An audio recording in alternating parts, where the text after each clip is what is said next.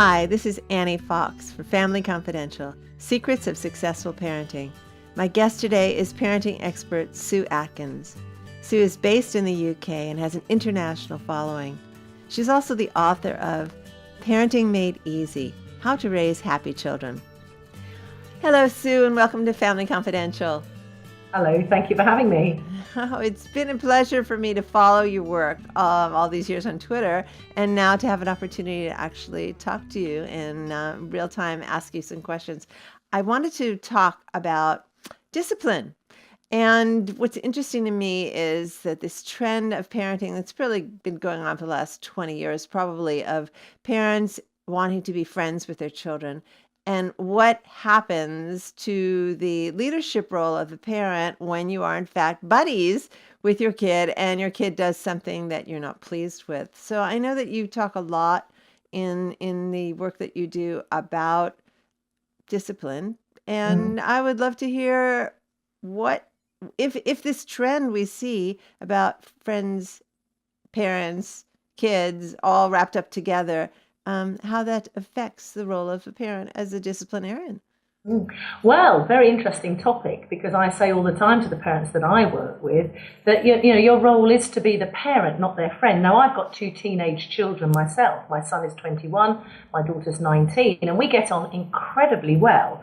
But I don't need to know all sorts of information about what they're getting up to at university, and they don't really need to know some of the things that I'm doing in my life, because we are parent and child relationship, if you like, although it's evolved and changed as they grew and got older. I mean, I'm not still speaking to them as if they're 4. And that's where some parents fall down, actually. They speak to their 14-year-old as if they were 4. But it's evolved and grown, and I'm there to be their parent, guide them, teach them, discipline them, put boundaries around them, remind them of their values.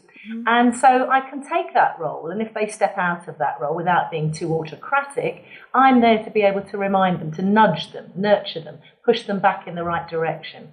Because you're not there to be your child's friend. Then the boundaries are kind of crisscrossed and you don't quite know where you are, and the child doesn't know quite where they are either. Well, that's a really good point, that idea of boundaries. And when they get slippery and fuzzy, then I'm sure kids of any age will start to wonder who's in charge here. Yes, and they can get quite frightened by that, because, again, my analogy is that sometimes parents give the keys of the car to the child, but they haven't passed their test yet. So they're actually quite terrified if you give them too much responsibility. And I work with an awful lot of parents going through a divorce, because I do something called the one-page profile process. And that's when sometimes things can go a little wrong, because say the mother is feeling, sad, depressed, angry, grief-stricken or whatever, and pours out her heart to her child. Well, that's inappropriate, because the child doesn't need you to be their friend at that point. You need to be their mother. So you need to go off and find a friend or a counsellor or whatever you need to fulfill your needs. But don't share some of those emotions with your child. They're not able to handle them, and it's inappropriate. Yeah, I understand that very well. I could also understand a scenario that might happen during a divorce where one parent doesn't get to see the child as much, and typically that is the dad, and then the dad wants to be, Mr. Entertainment, and Yes. be, Yeah. the dad who is so much fun all the time, and then I when the know. kid crosses the line and needs some discipline, dad is not likely to jump in because he doesn't want to upset the child. He probably already feels bad about not being there as often. What do you Well, say to yeah. that? Well, absolutely. I work with a lot of parents who suffer that big G. I call it the big gremlin of guilt. And, again, it can be dad or it can be mum, but it tends to be dad comes in as the superhero, taking you out to Disney or taking you out to the park or taking you to, all the lovely things, riding the bicycles. And often mum is left to make you brush your teeth and do your homework.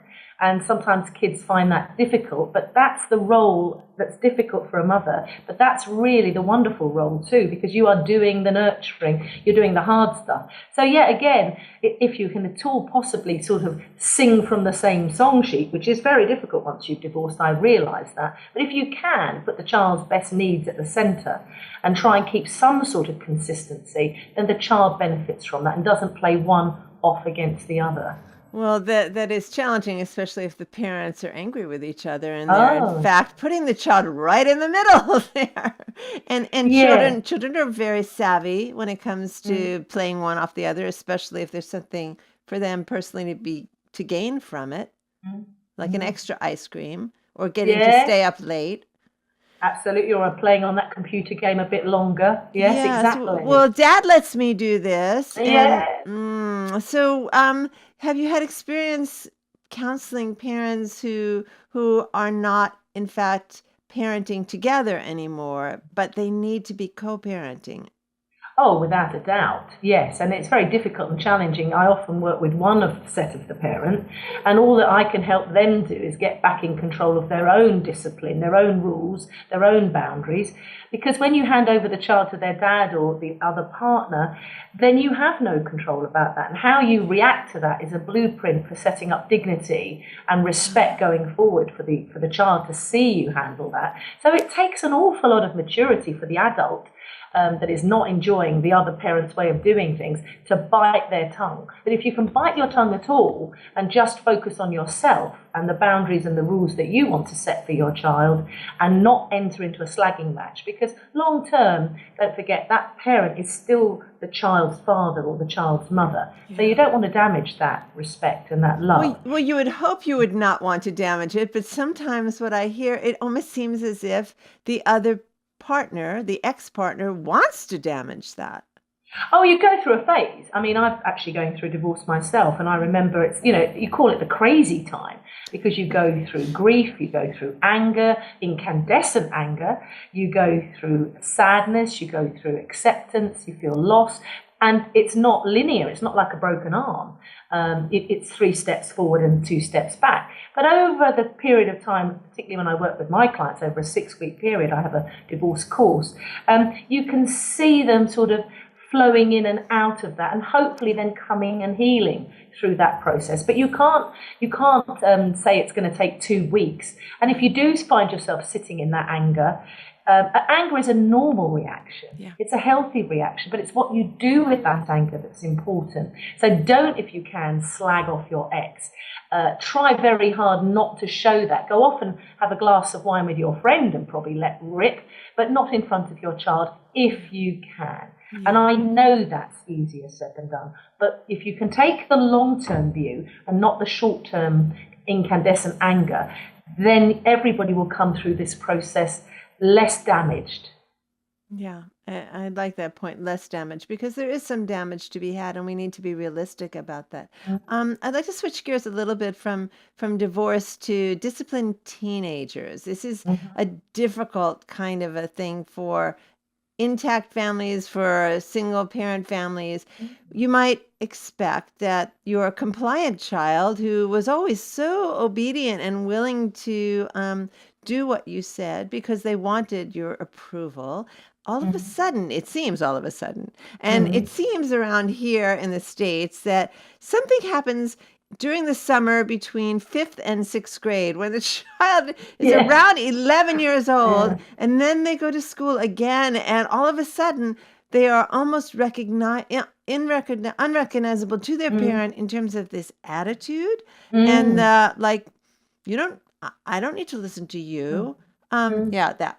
Yeah. And Mm. so I'm wondering if you can give us maybe 3 tips for parents whose children are just entering this new tween age, starting middle school as we have, around 11 years old, where all of a sudden the kid seems to feel that he or she knows much better Yeah. about what they need than you do.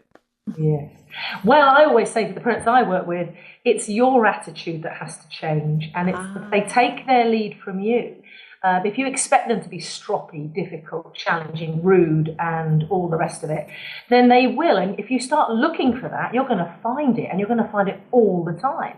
And I know that with my own children, and I had to take a physical step back. I do something called press your pause button, which is like an imaginary DVD remote control, and you press it. You physically take a step back because it detaches you from the situation. Take a breath and then ask yourself the question. You do this all very quickly, yeah. but you ask yourself the question, is what I'm going to say now or do now going to bring me closer to or further away from my child long term. Because you could actually fall out with them all the time. And I found I was falling out with my daughter a great deal because she had a very, very untidy bedroom. And it was driving me mad. And the relationship genuinely was suffering. And I did the step back. I had to sit back and say, okay, what do I need about this? Does it really matter in the fullness of time in the next 10 years whether she's actually got an untidy bedroom, but we've got a great relationship? So we compromised, and I said to her that every Saturday by midday, I needed her room tidied up, hoovered, dusted, clothes off the floor, makeup back in the drawer or whatever. And we kind of stuck to that. And once she started, doing that, I thanked her and the relationship improved.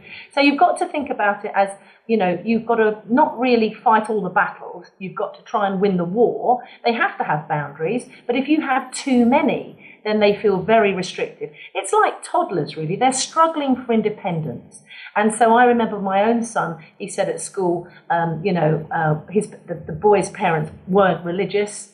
Guess what? The teenager got God and got religious because it was the one way to get at the parent. So if you just see it really as just a taller version of your toddler and how you handle that, it helped. The other thing is to let it go over your head.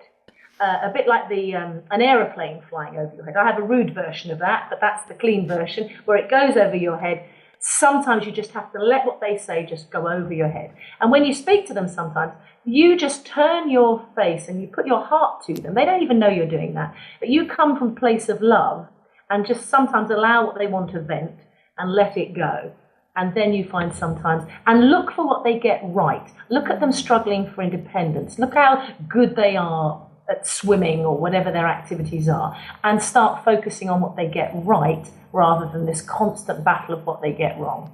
Wow, I'm loving what I'm hearing you say, especially putting your heart towards the child. And they are still your child. And Yeah.